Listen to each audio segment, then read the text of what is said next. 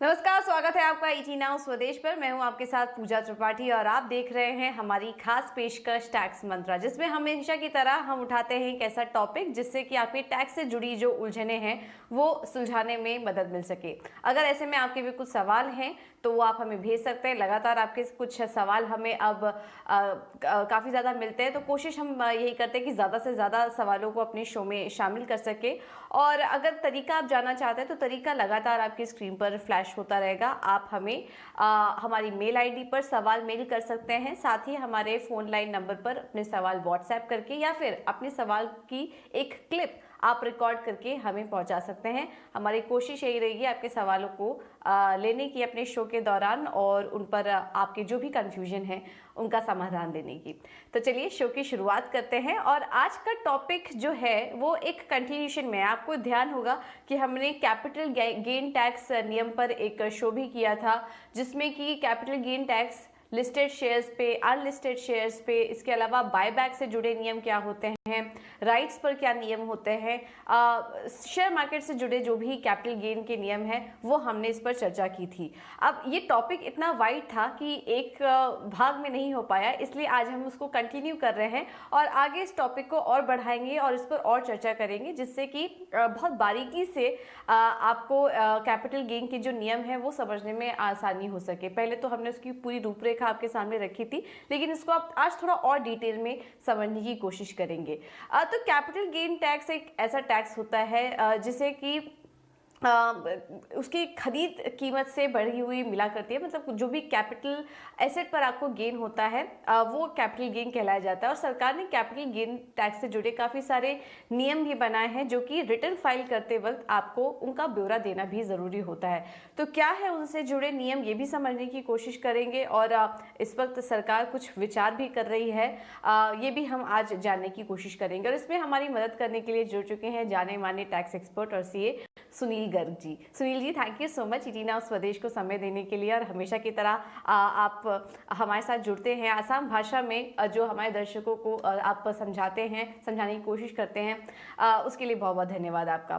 तो शो की शुरुआत करते हैं। सबसे पहले तो ये जानना चाहेंगे, और जो टॉपिक हम कवर कर रहे थे last time capital gain tax से जुड़ा, उसी को आगे कंटिन्यू करते हैं। और ऐसा भी हम सुन रहे हैं कि इन नियमों को लेकर सरकार कुछ बदलाव करने जा रही है। तो पहले उसका एक अपडेट दीजिए दर्शकों को कि किस तरह के बदलाव होने की बात की जा रही है यहाँ पर। देखिए पूजा, जैसे आपने एक सीरीज शुरू की है कैपिटल गेन के नियम को लेकर, और ये नियम बाकायदा बहुत कठिन नियम है, बड़ा कॉम्प्लिकेटेड है। और मुझे लगता है कि शायद आपकी बात या हमारे शो की बात सरकार के कानों तक पहुंच गई है। और उसके तुरंत बाद रेवेन्यू सेक्रेटरी ने कहा है कि हम कैपिटल गेन के नियमों को चेंज करने पर विचार कर रहे हैं, उसमें एक रिजीम में चेंज करने पर विचार कर रहे हैं। और जैसे हमने लास्ट एपिसोड में बताया था कि इतनी एनोमोलीज है, इतने ज्यादा कंफ्यूजन हैं। और जैसे मैं आपको एग्जांपल देता हूँ क्या कंफ्यूजन है और सरकार क्या करना चाहती है। अगर आप इक्विटी म्यूचुअल फंड में, बहुत सारे लोग म्यूचुअल फंड में पैसा लगाते हैं, अगर आप इक्विटी म्यूचुअल फंड में पैसा लगा रहे हैं तो उसका होल्डिंग पीरियड केवल 12 महीने है, यानी 12 महीने के बाद वो लॉन्ग टर्म हो जाएगा, वरना शॉर्ट टर्म। लेकिन अगर आपने डेट म्यूचुअल फंड में पैसा लगाया तो आपको जानकर आश्चर्य होगा 36 मंथ में जाकर वो लॉन्ग टर्म होता है, 36 मंथ में। तो इन्वेस्टर बड़ा परेशान होता है।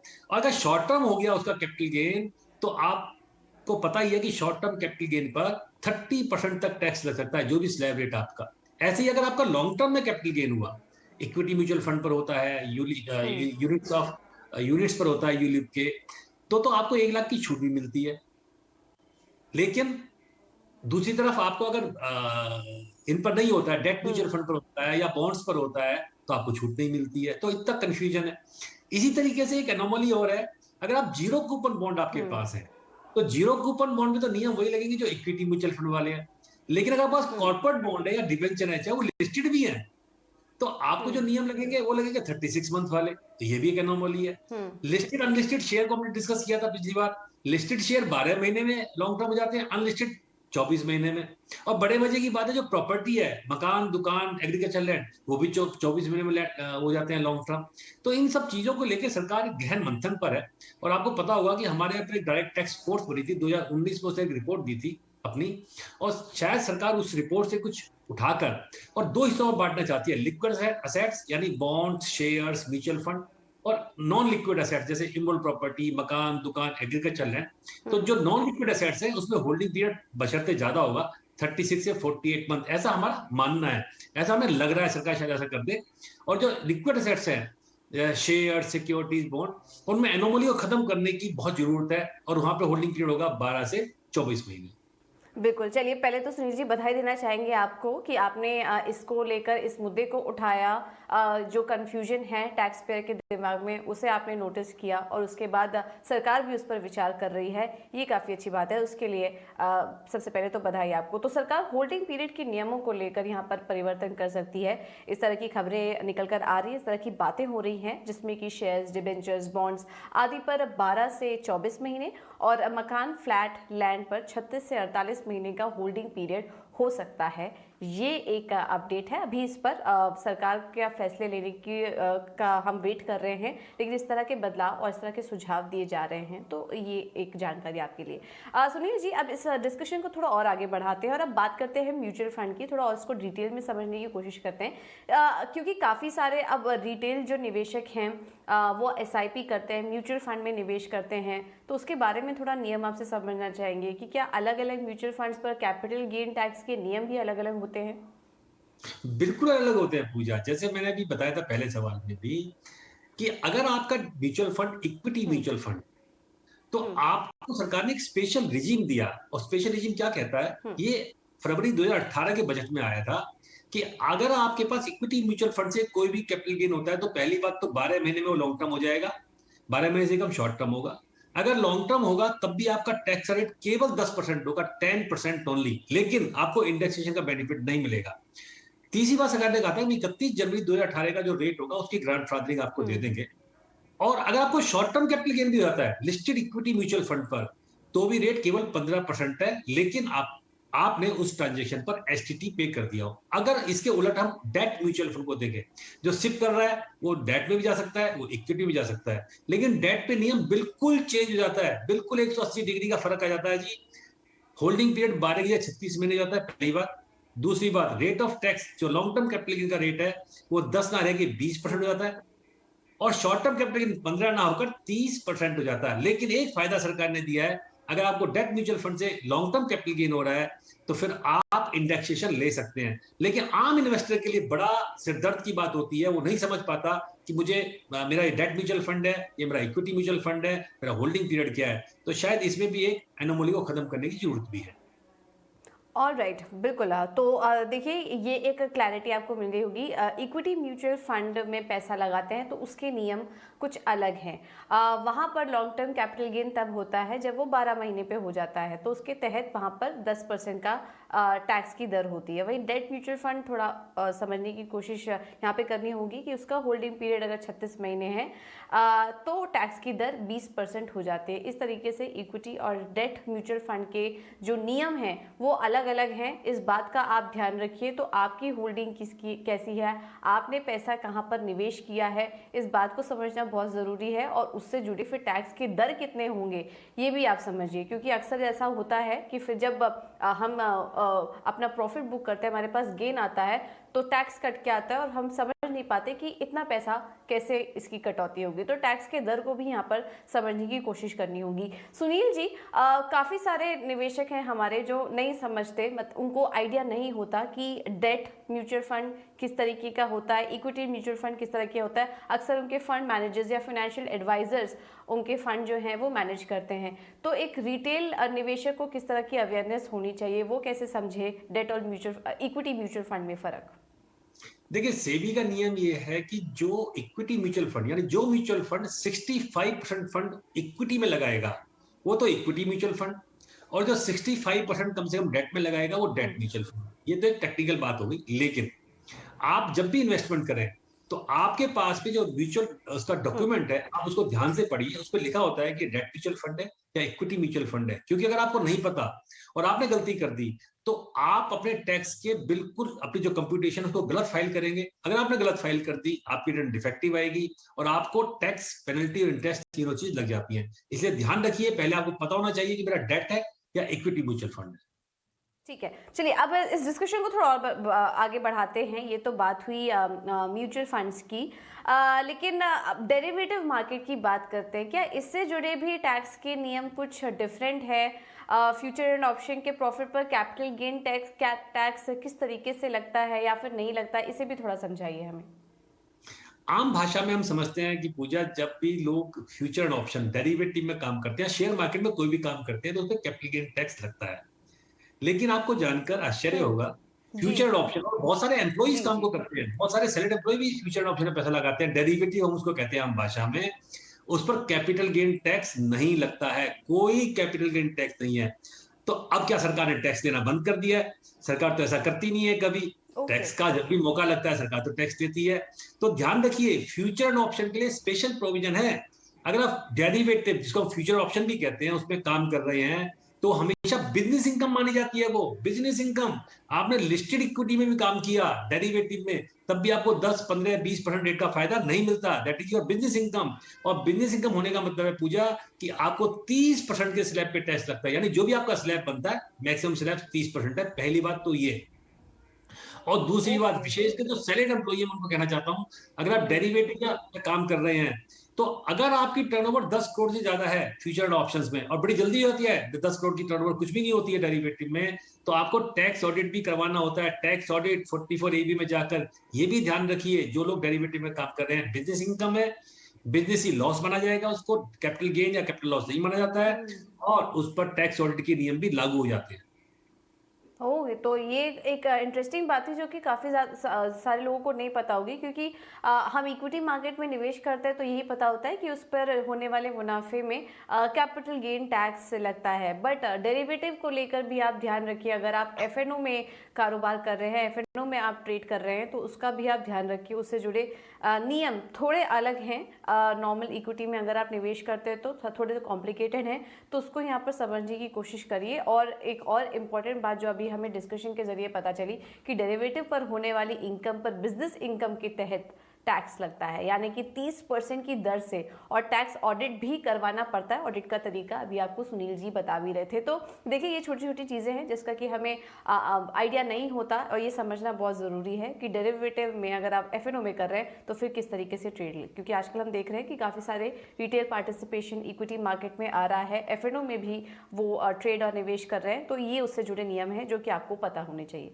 अब बात करते हैं बॉन्ड्स की।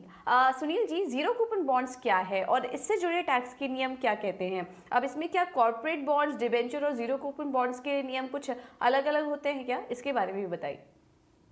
बिल्कुल अलग अलग नियम है पूजा, और बहुत कंफ्यूजन है, इतना कंफ्यूजन है कि आपका सिर चक्कर खा जाएगा। लेकिन हम कोशिश करेंगे इसको भी हम्म। आसान भाषा में अपने दर्शकों को समझाते हैं। देखिए, सबसे पहले बात करें जीरो कूपन बॉन्ड। बिल्कुल स्पेशल कैटेगरी है जीरो कूपन जी। बॉन्ड की, और सरकार ने स्पेशल नियम दे रखे हैं। आखिर जीरो कूपन बॉन्ड होते क्या है? क्या उस पर जीरो रेट ऑफ इंटरेस्ट होता है? अगर जीरो रेट ऑफ इंटरेस्ट होगा तो पैसे कौन लगाएगा उसमें? ऐसा नहीं है। जीरो कूपन बॉन्ड होते हैं जो कि इंफ्रास्ट्रक्चर कंपनियां, बैंक्स इशू करती है डिस्काउंट पर। मान लीजिए आपको 1 लाख का बॉन्ड है, और आपको 80,000 रुपए पर वो डिस्काउंटेड प्राइस पे मिल गया 10 साल के लिए, और 10 साल बाद जब मैच्योर होगा तो आपको 1 लाख मिल जाएगा, यानी 20,000 का आपको फायदा हो गया। आप उसको इंटरेस्ट समझ लीजिए, आप उसको कैपिटल गेन समझ लीजिए। लेकिन अगर जीरो कूपन बॉन्ड लिस्टेड है, अगर वो लिस्टेड बॉन्ड है, तो नियम ये कहता है कि उसके नियम वही होंगे जो इक्विटी हम्म। शेयर वाले हैं, लिस्टेड हम्म। इक्विटी शेयर वाले, यानी 10% आपको टैक्स लगेगा 12 महीने की होल्डिंग के बाद में। पहली बात तो ये समझ लीजिए। अब आते हैं बॉन्ड्स या डिबेंचर के ऊपर। बॉन्ड्स और डिबेंचर में भी अगर डिबेंचर लिस्टेड नहीं है हम्म। पूजा, तो फिर उससे होने वाली इनकम आपकी ब्याज की इनकम मानी जाती है, इंटरेस्ट की इनकम आप हम्म। मानी जाती है। लेकिन अगर डिबेंचर लिस्टेड है, तो लिस्टेड डिवेंचर के लिए आपको कैपिटल गेन के नियम लग जाते हैं।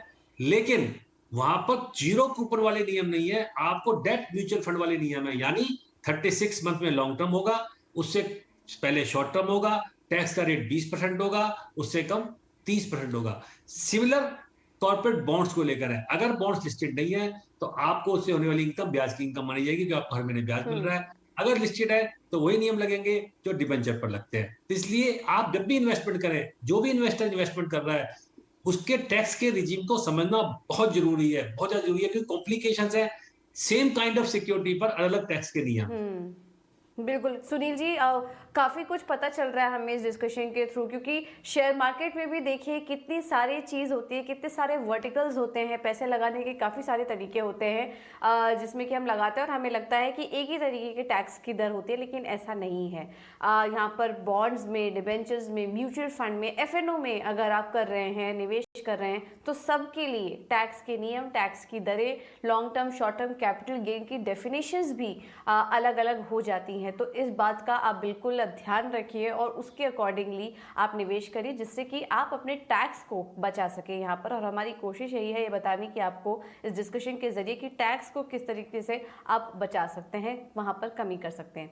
अब थोड़ा सेल और परचेज ट्रांजेक्शन से जुड़े भी कुछ नियम आपसे समझना चाहेंगे सुनील जी। शेयर या डिबेंचर को बेचकर यदि कैपिटल गेन हुआ है और दोबारा वही पैसा शेयर या डिबेंचर में ही इन्वेस्ट कर दिया, तो क्या वहां पर कैपिटल गेन पर कुछ छूट मिलती है?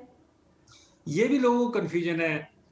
पूजा, हमारे यहाँ पे एक सेक्शन है 54। उसमें क्या है कि अगर आपने एक मकान बेचा हम्म। रेजिडेंशियल हाउस, उस पर कैपिटल गेन हुआ, आपने दूसरा फ्लैट ले लिया, तो आपको कैपिटल गेन से छुट्टी मिल जाती है, मुक्ति मिल जाती है, आपको टैक्स नहीं लगता। तो लोग ये सवाल पूछते हैं कि मैंने शेयर बेचे, प्रॉफिट आया, मैंने दोबारा म्यूचुअल फंड में लगा दिया, तो क्या मुझे छूट मिलेगी? आंसर है नहीं मिलेगी।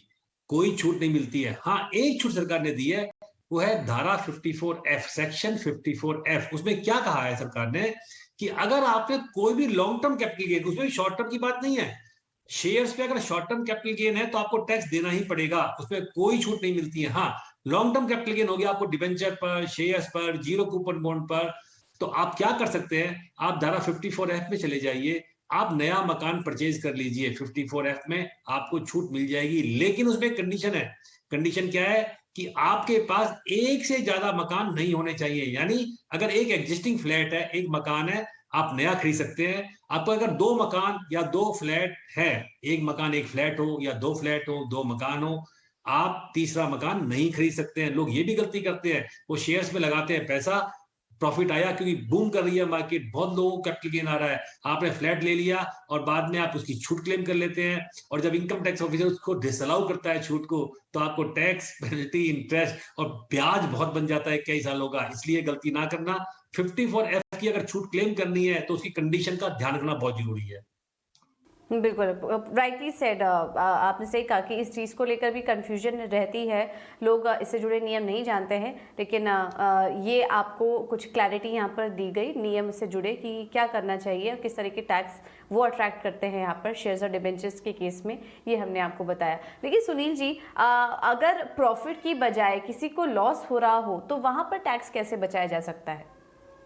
बहुत अच्छा सवाल पूछा आपने, पूछा कि सरकार जब प्रॉफिट पर टैक्स ले रही है तो लॉस पर टैक्स को वापस कर देना चाहिए, पर सरकार की जेब में जो चला गया वो कभी लौटकर वापस नहीं आता है। लेकिन सरकार ने एक फायदा दिया कि अगर हम प्रॉफिट पर टैक्स ले रहे हैं आपसे और आपको कैपिटल गेन में लॉस हो जाता है, शेयर्स में, डिबेंचर्स में, किसी भी लॉस होता है, प्रॉपर्टी में लॉस हो जाता है, तो सरकार ने कहा है कि आप उसको कैरी फॉरवर्ड कर लीजिए। 8 साल के लिए कैरी फॉरवर्ड आप कर सकते हैं कैपिटल गेन के लॉस को। ठीक है जी। लेकिन आपको एक बात याद रखना है, कैरी फॉरवर्ड करने का फायदा क्या, यानी अगले सालों में आपको अगर कैपिटल गेन ही हुआ, कोई और इनकम से एडजस्ट नहीं होता, खाली कैपिटल गेन से ही एडजस्ट होगा, अगले 8 साल तक उसको कैरी फॉरवर्ड कर लीजिए। आपको 20-21 में लॉस हुआ, 28-29 तक कैरी फॉरवर्ड कर लीजिए। अगले 8 सालों में कोई कैपिटल गेन होता है, आप उसको एडजस्ट कर लेना, उस साल में आपको टैक्स नहीं लगेगा। लेकिन एक विशेष नियम है जिसका ध्यान रखना चाहिए। देखिए, अगर आपको शॉर्ट टर्म कैपिटल लॉस है तो आप उसको लॉन्ग टर्म कैपिटल गेन से एडजस्ट कर सकते हैं। यानी बड़ा भाई छोटे भाई का लॉस तो ले लेगा, लेकिन अगर आपका लॉन्ग टर्म कैपिटल लॉस है तो केवल लॉन्ग टर्म कैपिटल गेन से एडजस्ट होगा, वो शॉर्ट टर्म कैपिटल गेन से नहीं होता है। इस नियम का विशेष रूप से ध्यान रखना चाहिए सबको।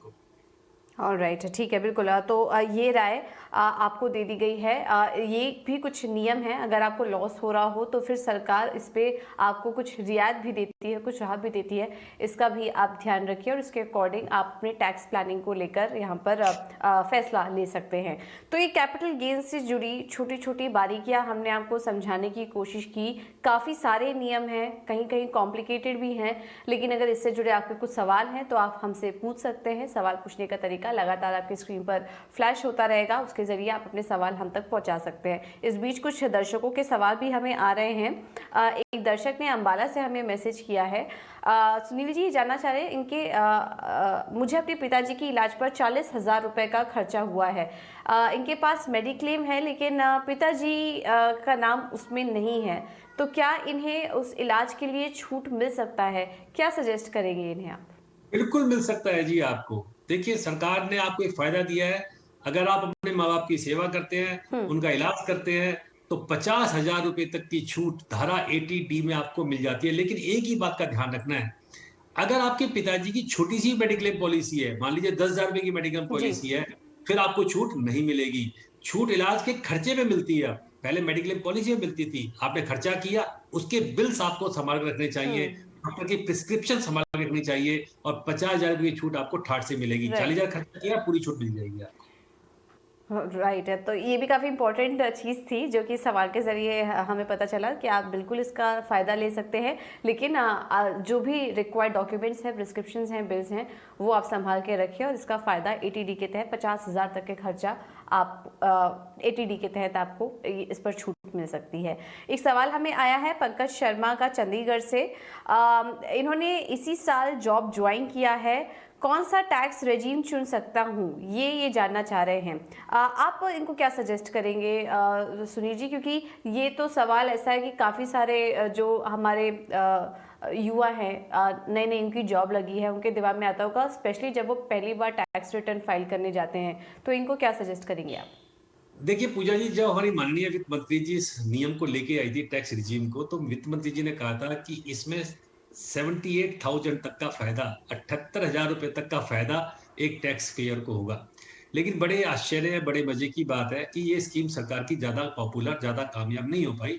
लोग नए टैक्स रिजीम में नहीं जा पाए और विशेषकर सैलरीड एम्प्लॉई जिसके लिए स्कीम लाए गए थे, वो स्कीम में नहीं गए। उसका 3 कारण है कि इस नए रिजीम में ना तो स्टैंडर्ड डिडक्शन मिलती है आपको 50,000 वाली, आपका पीएफ आपका एम्प्लॉयर काटता है, आपका भी कंट्रीब्यूशन होता है पीएफ में, उसकी छूट भी नहीं मिलती है। और तीसरा जो हाउस रेंट अलाउंस की छूट मिलती है, क्योंकि बहुत सारे बच्चे, यंग गर्ल्स बॉयज बाहर से आकर, छोटे शहरों से आकर बड़े शहरों में नौकरी करते हैं, वो फ्लैट किराए पे लेते हैं या पीजी में रहते हैं, उस एचआरए की छूट भी उनको नहीं मिलती है। और शायद यही कारण है कि नए टैक्स रिजीम ज्यादा पॉपुलर नहीं हुआ। लेकिन पंकज जी, आपको एक फायदा सरकार ने दिया है, क्योंकि आप वेतनभोगी कर्मचारी हैं, आप सेल्फ एम्प्लॉई हैं, तो सरकार ने कहा है कि आप हर साल अपना रिजीम चेंज कर सकते हैं। पहली बात तो आप क्या कीजिए, अपना टैक्स दोनों में कैलकुलेट कर लीजिए। सॉफ्टवेयर सरकार ने दे रखा है, फ्री ऑफ कॉस्ट है, वो सरकार की वेबसाइट पे जाइए, अपनी सैलरी को पोस्ट कीजिए, अपनी डिडक्शन को पोस्ट कीजिए, जो आपको फायदेमंद लगे वो टैक्स रिजीम चुन लीजिए और अगले साल फिर नया टैक्स रिजीम में जा सकते हैं, पुराने में भी आ सकते हैं। लेकिन एक बात का याद रखना है, अगर आप नए रिजीम में जा रहे हैं तो आपको जो फॉर्म 10 आईडीसी है वो आपको जरूर भरना होगा। अगर आपने नहीं भरा तो आपको उसका बेनिफिट नहीं मिलेगा। ऑलराइट, ठीक है, तो ये राय आपको दे दी गई है। एक और सवाल आया है सुनील जी, मेडिक्लेम से ही जुड़ा सवाल है, जिसका भी थोड़ी देर पहले आपने आंसर भी दिया था। पटना से राम नारायण झा जी का सवाल है और इनके दिमाग में भी एक कंफ्यूजन है। इनके माता पिता दोनों सीनियर सिटीजन हैं, तो क्या ये दोनों अपने माता पिता जी के इलाज पर धारा अलग अलग 50,000 की छूट एटीडी के तहत ले सकते हैं? ये तो सिचुएशन, ये दिल मांगे मोर वाली हो गई पूजा, कि ये दिल मानता नहीं, ज्यादा से ज्यादा मांगना चाहता है, पर ये कंडीशन नहीं है। देखिए, धारा जी। 80D में लिखा है पेरेंट और पेरेंट्स, यानी आप अलग अलग नहीं कर सकते। माता पिता को माता पे खर्चा करो, पिताजी पे खर्चा करो, दोनों पे खर्चा करो, छूट केवल 50,000 रुपए की मिलेगी। हाँ, 25,000 रुपए की छूट आपको अलग मिलती है, जो कि आप अपनी फैमिली के लिए, अगर आप सीनियर सिटीजन नहीं है तो 50 जमा 25, 75,000 की छूट मिलती है एटीडी में, इससे ज्यादा नहीं मिलती। ऑलराइट, ठीक है, तो पेरेंट्स का नाम लिखा है उसमें, फादर मदर दोनों अलग अलग मेंशन नहीं किए हुए हैं, वो पेरेंट हैं, तो इस वजह से एटीडी के नियम जो भी हैं वो हमने आपको बताए। एक आखिरी सवाल ले लेते हैं, महेश तिवारी जी का सवाल आया है। एक सीनियर सिटीजन है ये, और इन्होंने वित्त वर्ष 21-22 की रिटर्न 31 जुलाई 2022 को भर दी थी और इनका रिफंड भी आ गया है। अब इनका जो फॉर्म 26AS रिवाइज हो गया है और ज़्यादा रिफंड बनता है, तो क्या वो रिवाइज रिटर्न भर सकते हैं और रिफंड ले सकते हैं? क्या सजेस्ट करेंगे? ये अमूमन काफ़ी सारे लोगों के साथ ऐसा होता है, हम देखते हैं, क्या सजेस्ट करेंगे इन्हें? देखिए महेश जी, पहली बात तो ये मान लीजिए कि आपका 26 AS अगर रिवाइज हुआ है, आपका रिफंड ज्यादा बनता है, लेकिन आपको ये समझना चाहिए कि अगर आपका टैक्स ज्यादा रिफ्लेक्ट हो रहा है तो इनकम भी तो ज्यादा रिफ्लेक्ट हो रही होगी। आपकी इनकम बढ़ी होगी तभी तो टैक्स बढ़ा। आप रिवीजन कर सकते हैं रिटर्न का, 31 दिसंबर 2022 तक आप जितनी बार चाहो अपने रिटर्न को रिवाइज कर सकते हो। सरकार ने कुछ नहीं कहा, लेकिन खाली टैक्स के चक्कर में, मतलब आपने टैक्स तो रिपोर्ट कर दिया, इनकम को रिपोर्ट करना मत भूल जाना। टैक्स और इनकम आपस में जुड़े हुए हैं, तो हो सकता है कि आपको रिफंड ना बनकर आपको उल्टा टैक्स बन जाए। क्योंकि आपका अगर 26 ईयर्स में इनकम टैक्स टीडीएस ज्यादा रिफ्लेक्ट हो रहा है तो आपकी इनकम भी ज्यादा हो रही होगी। तो जब रिवीजन करें ध्यान रखें, टैक्स को बढ़ाएं तो इनकम को भी बढ़ाना पड़ेगा। जी, तो इसका भी आप ध्यान रखिए रिटर्न फाइल करते समय, ये आपको सुझाव दिया गया है महेश जी।